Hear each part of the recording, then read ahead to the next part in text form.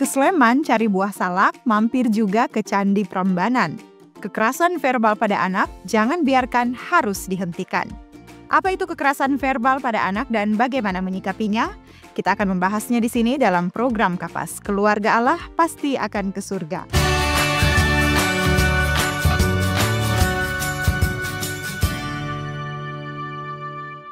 Kita sudah sering mendengar tentang kekerasan pada anak, salah satunya adalah kekerasan verbal. Bila kekerasan fisik pada anak dapat diidentifikasi dengan mudah karena merupakan bentuk kekerasan yang dapat terlihat seperti menyakiti tubuh anak dengan memukul, menampar, menendang, mencambuk, mencubit, dan sebagainya, kekerasan verbal pada anak agak sulit diidentifikasi. Kekerasan verbal pada anak adalah bentuk kekerasan non-fisik yang dilakukan melalui ucapan, nada suara, atau kata-kata yang menyakiti hati, merendahkan, mengintimidasi, atau menakut-nakuti anak.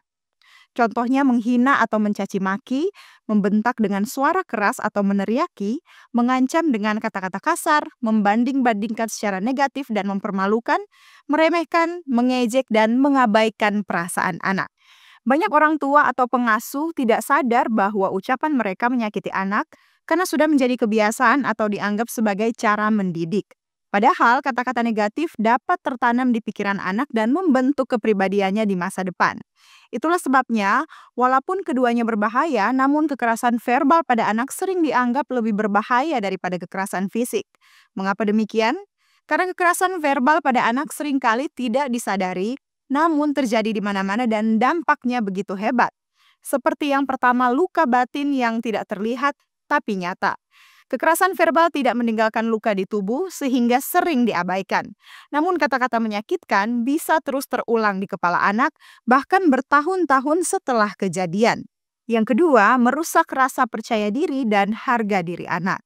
Kata-kata negatif dari orang tua atau guru bisa membuat anak merasa dirinya tidak berharga, jadi penakut, minder, dan tidak percaya diri. Yang ketiga, mengakibatkan trauma psikologis. Kekerasan verbal pada anak menyebabkan depresi, kecemasan berlebihan, gangguan tidur dan makan, emosi yang meledak-ledak, serta marah berlebihan. Trauma ini sering terbawa hingga dewasa dan sulit disembuhkan. Yang keempat, menciptakan rantai kekerasan. Anak yang tumbuh dalam lingkungan penuh hinaan dan makian sering menjadi pelaku kekerasan verbal juga di masa depan dan terbiasa menormalkan kata-kata kasar sebagai bentuk komunikasi. Yang kelima, merusak hubungan emosional dengan orang tua. Anak-anak yang sering dimarahi atau dihina akan menjauh secara emosional, takut terbuka atau berbagi perasaan, dan merasa tidak dicintai. Pertanyaannya sekarang ialah, mengapa kekerasan verbal pada anak sering terjadi? Nomor satu dan yang paling utama adalah karena emosi orang tua yang tidak terkontrol, mungkin karena sedang capek, stres, atau banyak masalah dalam pekerjaan dan rumah tangga. Yang kedua, kurangnya kesadaran bahwa kekerasan verbal itu berbahaya. Banyak orang tua atau pengasuh menganggap bentakan, hinaan, atau kata-kata kasar adalah hal yang biasa dalam mendidik anak. Mereka tidak menyadari bahwa ini adalah bentuk kekerasan yang bisa melukai hati anak secara mendalam. Yang ketiga, pola asuh yang diturunkan dari generasi sebelumnya. Seringkali orang tua yang mengalami kekerasan verbal saat kecil cenderung mengulanginya kepada anaknya karena menganggap itu cara mendidik yang normal dan biasa. Yang keempat, kurangnya keterampilan komunikasi yang positif. Orang tua atau pengasuh cenderung menggunakan kata-kata kasar, bercampur kemarahan, serta bentakan dan ancaman untuk mengajar dan mendisiplin anak. Yang kelima, anak dipandang sebagai objek yang bisa dikendalikan. Sebagian orang dewasa melihat anak sebagai pihak yang lemah dan mudah diatur, sehingga merasa bebas membentak dan mengancam tanpa memikirkan perasaan anak. Yang keenam, lingkungan yang mendukung kekerasan verbal pada anak. Jika di sekitar anak atau keluarga sering terjadi komunikasi kasar, hinaan, atau makian, kekerasan verbal menjadi hal yang dianggap wajar dan sulit untuk dihindari. Yang ketujuh, ketidaksabaran dan harapan berlebihan pada anak. Orang tua yang terlalu menuntut anak dengan standar tinggi dan kurang sabar ketika anak melakukan kesalahan sering menggunakan kata-kata kasar sebagai bentuk ekspresi frustrasi. Bagaimanakah mencegah agar kekerasan verbal pada anak tidak terjadi? Pertama, kesadaran. Sadari bahwa kata-kata bisa melukai. Orang tua atau pengasuh harus sepenuhnya mengetahui bahwa bentakan, hinaan, dan ancaman adalah bentuk kekerasan verbal.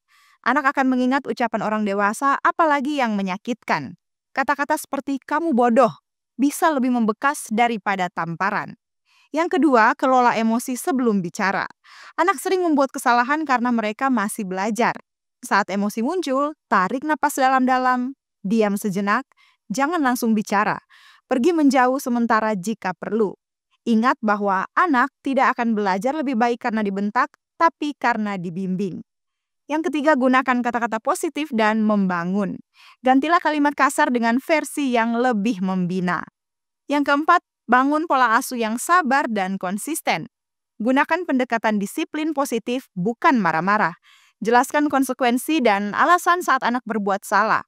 Beri pujian saat anak berbuat baik, bukan hanya komentar saat mereka salah. Yang kelima, beristirahat dan jaga kesehatan mental sebagai orang tua. Orang tua yang kelelahan atau stres lebih rentan marah dan tidak bisa mengontrol emosi. Yang keenam, belajar komunikasi yang empatik. Dengarkan anak tanpa menghakimi. Validasi perasaannya, misalnya, "Mama tahu kamu sedih, ayo kita bicarakan baik-baik." Yang ketujuh, jangan takut minta maaf. Jika terlanjur membentak, minta maaflah kepada anak. Ini mengajarkan bahwa orang dewasa juga bisa salah dan anak akan belajar meminta maaf saat berbuat salah juga. Nah, apa yang harus dilakukan bila kekerasan pada anak sudah terjadi? Pertama, akui dan minta maaf. Yang kedua, bantu anak memahami apa yang terjadi. Bicaralah dengan lembut agar anak tidak bingung atau menyalahkan dirinya sendiri. Yang ketiga, berikan pelukan dan rasa aman. Anak yang habis dimarahi butuh dipulihkan rasa aman dan cintanya.